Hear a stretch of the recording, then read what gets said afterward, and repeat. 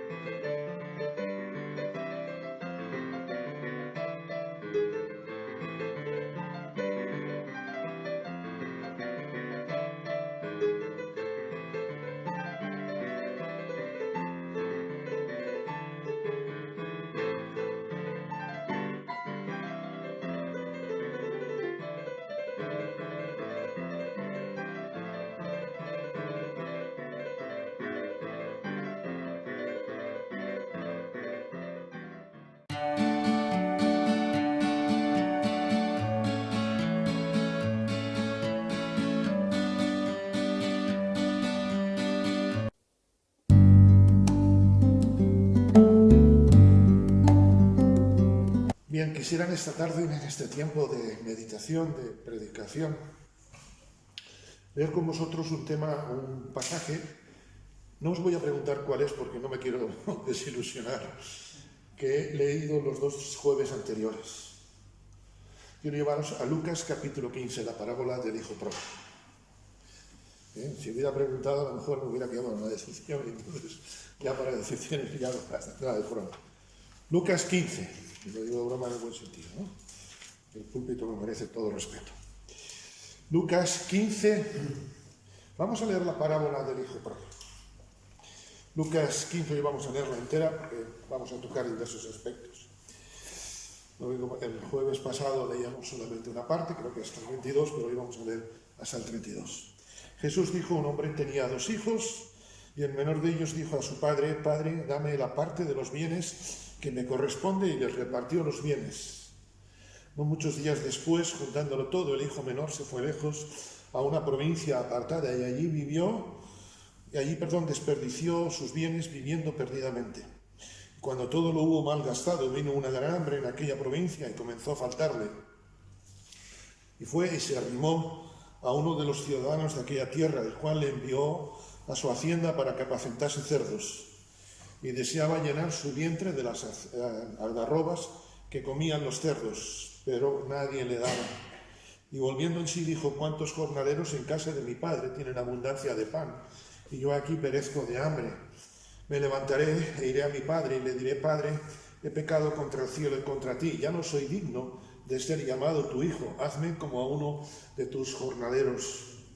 Y levantándose vino a su padre, y cuando aún estaba lejos lo vio su padre, y fue movido a misericordia, y corrió y se echó sobre su cuello y le besó.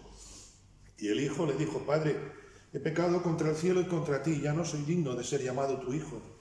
Pero el padre dijo a sus siervos: sacad el mejor vestido y vestidle, y poned un anillo en su mano y calzado en sus pies, y traed el becerro gordo y matadlo, y comamos y hagamos fiesta, porque mi hijo muerto era y ha revivido, se había perdido y es hallado.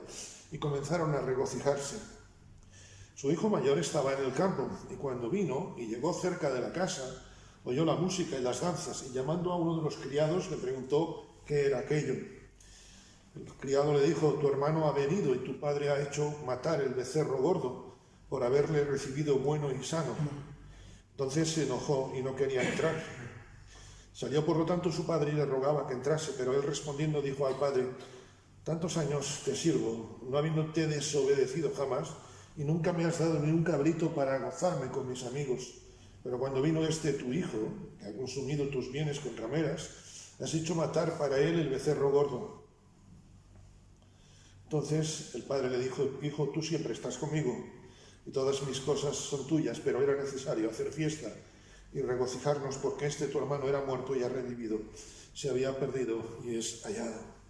Como vimos hace 15 días, Jesús está hablando a publicanos y pecadores y también a fariseos y escribas. Los publicanos y pecadores habían venido para oírle y, como decíamos, era gente desesperada, con un corazón desesperado. Y los fariseos y publicanos, me he permitido llamarlos el jurado de Got Talent, que están a ver por dónde encuentran un fallo, a ver dónde podemos buscar crítica, podemos, digamos así, sacar carnada, si se puede decir. Y Jesús, en ese contexto y con ese auditorio, y nosotros estamos en ese auditorio, ojalá estemos en el grupo de los publicanos y pecadores que hemos venido a oírle, no para ver, no para criticar, no para sacar carnada, ¿entendéis? La semana pasada vimos 3 cosas que no hizo el hijo pródigo. Y hoy quisiera ver 3 cosas que no hizo el padre. En una siguiente sesión, si el Señor lo permite, me gustaría ver 3 cosas que no hizo el hijo mayor. La primera cosa, y por supuesto que habría más, pero el amor al tiempo también hemos de ser administradores. Vamos a ver solamente 3. Una de las cosas que hizo, lo primero que hizo fue que no permitió conflicto con sus hijos. Si os fijáis, el hijo menor y el hijo mayor, cada uno en su forma era gente que buscaba follón. El hijo menor queriendo que el padre muriera, el hijo mayor diciendo: bueno, aquí tu hijo, no es ni siquiera mi hermano. De luego los dos tenían un carácter de aupa, ¿no? Pero una de las cosas que este hombre hizo, y nos enseña, es que no permitió conflictos con sus hijos. La misericordia de este hombre se manifestó evitando conflictos. No tuvo conflicto o evitó, no planteó conflicto con el hijo menor cuando el hijo menor le pidió la parte de la herencia que según el hijo le correspondía. El padre estaba vivo, ¿eh? Seguro que cuando el hijo le pide esto causa dolor al padre. Aquel hombre renunció a sus derechos por amor a su hijo. ¿Hasta qué punto estamos nosotros dispuestos a renunciar a nuestros derechos por amor a los demás? Esta es una de las preguntas, mira, que hemos seguro leído veces, pero me lo he planteado en estos días preparando esta reflexión. ¿Hasta qué punto estoy yo dispuesto a renunciar a mis derechos, incluso hasta que me tomen por muerto, por amor a los demás? Porque desde luego el padre amaba al hijo locamente.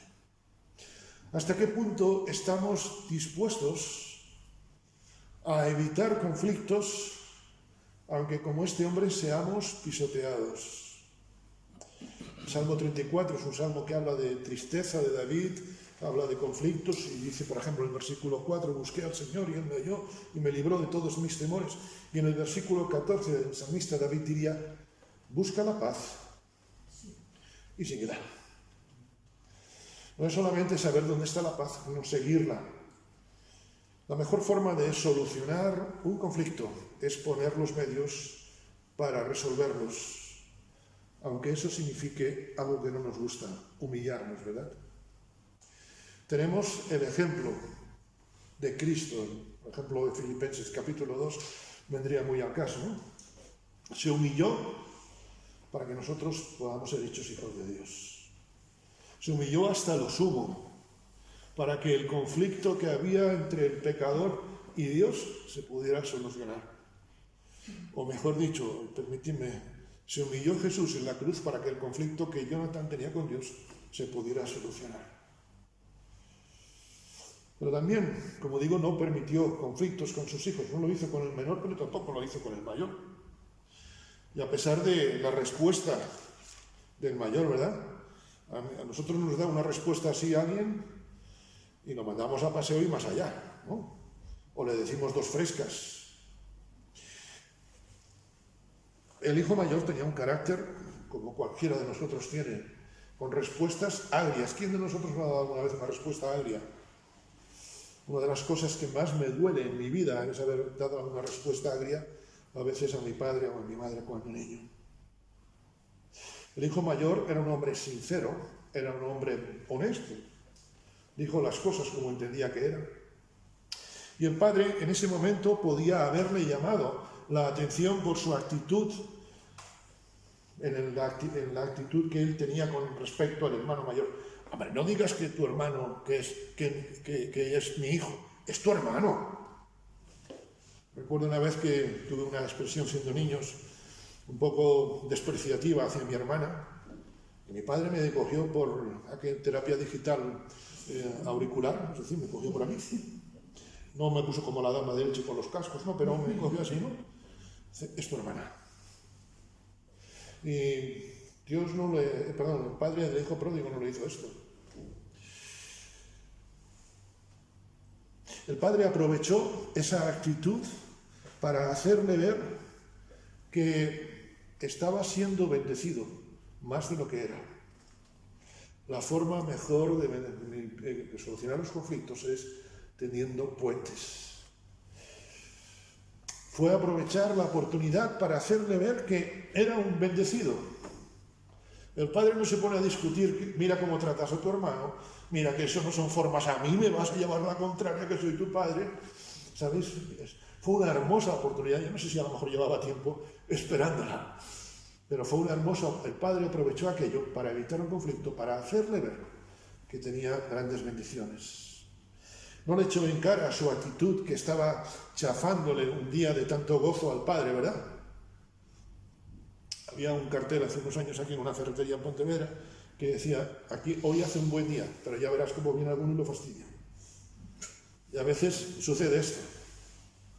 A veces esto sucede.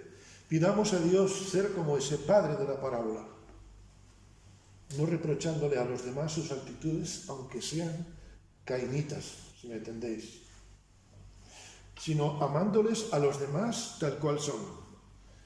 El padre amaba al prenda del hijo menor y al padre amaba al prenda del hijo mayor. Los dos eran dos personajes. La segunda cosa que no hizo fue ser justo. El padre no fue justo humanamente hablando. No fue justo humanamente hablando. Si hubiera aplicado la justicia humana, la parábola hubiera sido otra, la historia habría sido otra. No sé si Jesús está pensando en el Salmo 103, pero no me sustraigo de recordar aquel texto del versículo 10. El Señor no ha hecho con nosotros conforme a nuestras iniquidades, ni nos ha pagado conforme a nuestros pecados. El Padre, una de las cosas que no hizo fue ser justo humanamente hablando, sino ser justo bajo el prisma, bajo la perspectiva de Dios. Cuando el hijo menor llegó, no le leyó la cartilla, ¿verdad? No le reprochó, mira, vienes aquí muy humillado, pero mira, ¿te acuerdas que un día me deseaste la muerte? Eso hubiera sido justo. A veces alguien viene a pedirnos perdón, sí, pero mira, es que me has dicho esto.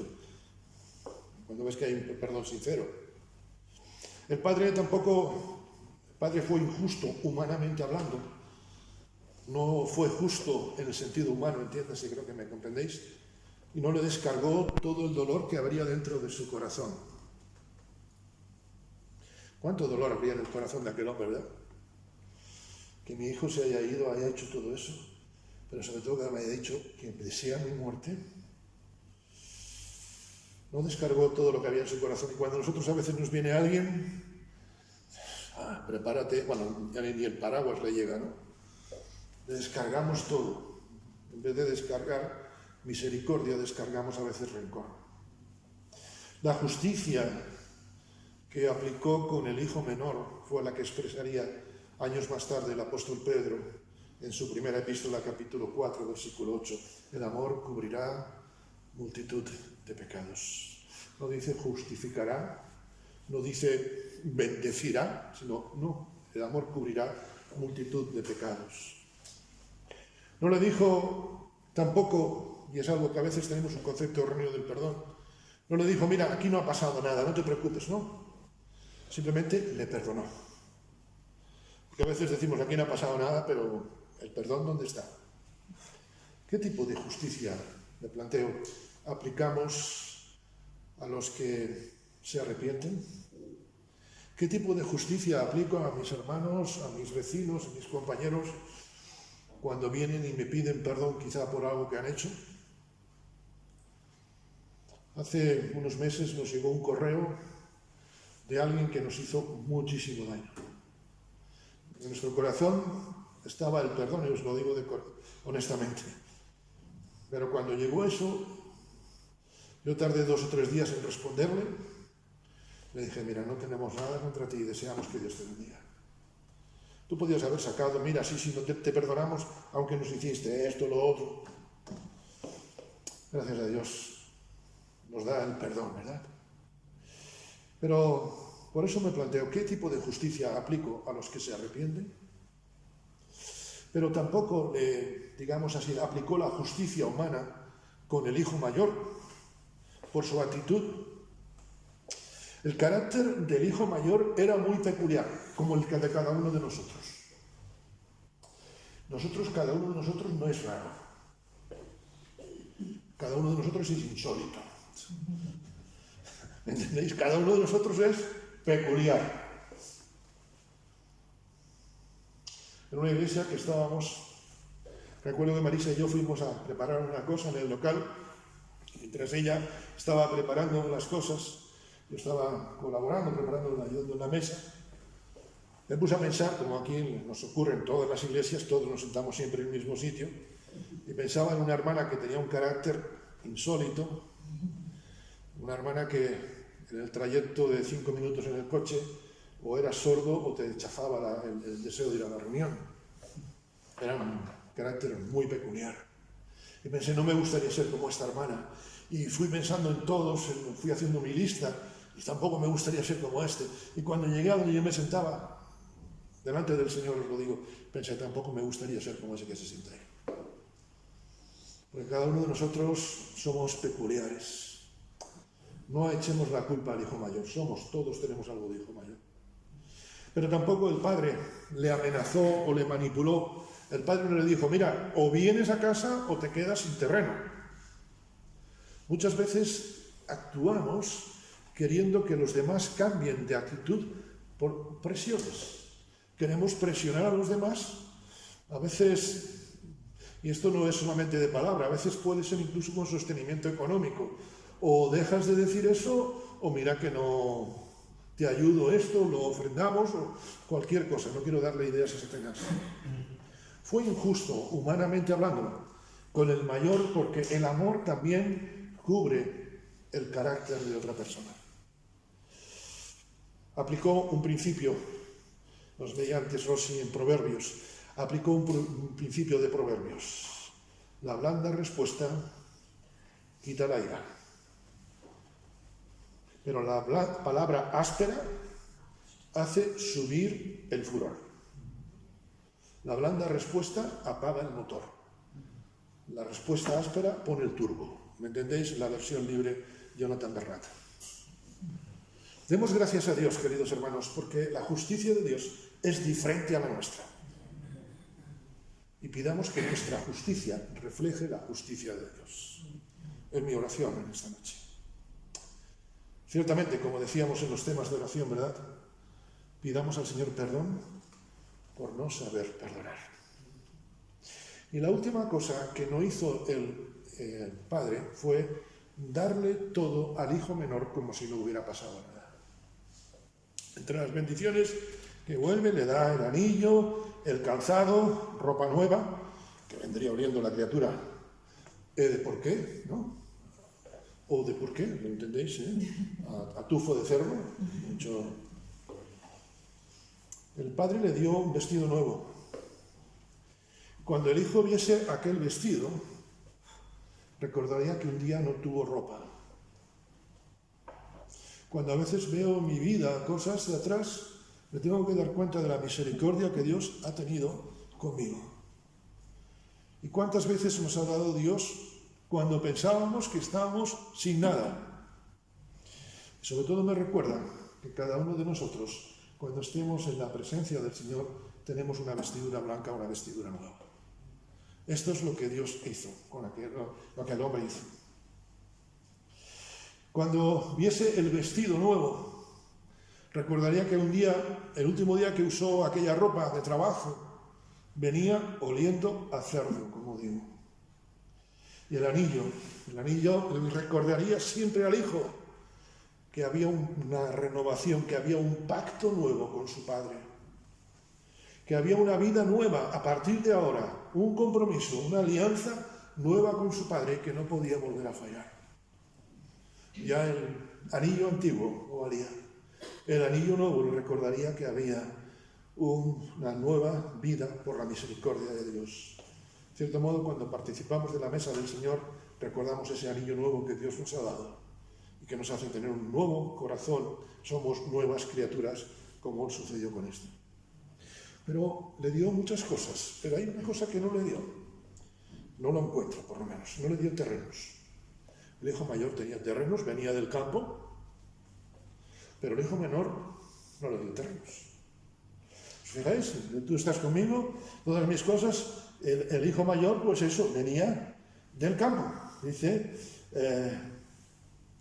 el hijo mayor estaba en el campo, estaba administrando los terrenos. Y al hijo menor no se lo dio. ¿Por qué? Mirad, porque el perdón y la restauración no es volver al estado pasado. Una de las cosas que llevaron por el mal camino fueron las propiedades del padre.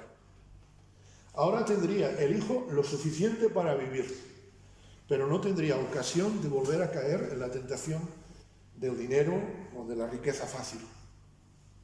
Mirad, hermanos, el perdón, la restauración siempre suponen un estado nuevo.